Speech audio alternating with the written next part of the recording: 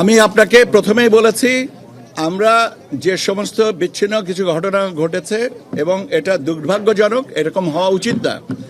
এরপরেও যেটা ঘটেছে সেটা নিন্দনীয়, নাম্বার ওয়ান। নাম্বার টু হচ্ছে যে এটা ভোট কেন্দ্রের বাইরের বিষয়টা আইন শৃঙ্খলা বাহিনী তাৎক্ষণিকভাবে ব্যবস্থা নিচ্ছেন, এই হচ্ছে ব্যবস্থা। এখন স্পেসিফিক করে আপনি যদি জিজ্ঞাসা করেন যে অমুকের কতটুকু আহত হয়েছে, এটা আমি বলতে পারবো না, আমাকে খবর নিয়ে বলতে হবে। নাম্বার ওয়ান, হাতিয়ার ব্যাপারটায় এরকম আমাদের নলেজেরও আসছে, কিন্তু আমি আপনাকে বলেছি যে এটাতে ভোট গ্রহণ বাধা হয়নি, এখনও চলমান আছে, এইটাই হচ্ছে কথা।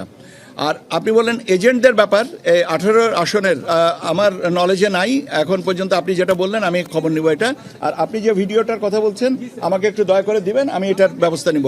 কুমিল্লার কথা বললেন,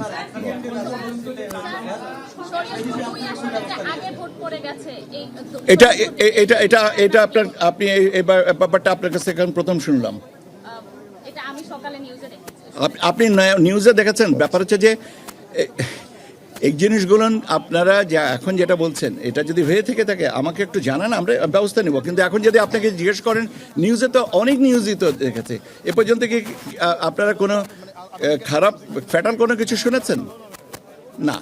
তাহলে আমরা এই ধরনের, আমি তো বলছি যে এই ধরনের এই ধরনের বিভিন্ন বিচ্ছিন্ন ঘটনা ঘটছে, এবং কোথায় ঘটছে বিচ্ছিন্নভাবে, বিচ্ছিন্ন এই কারণে বলছে যে বিভিন্ন জায়গায় ঘটছে, এখন বিভিন্ন জায়গায় ঘটছে, সেই জন্যই আমি কথাটা বিচ্ছিন্ন বলছি।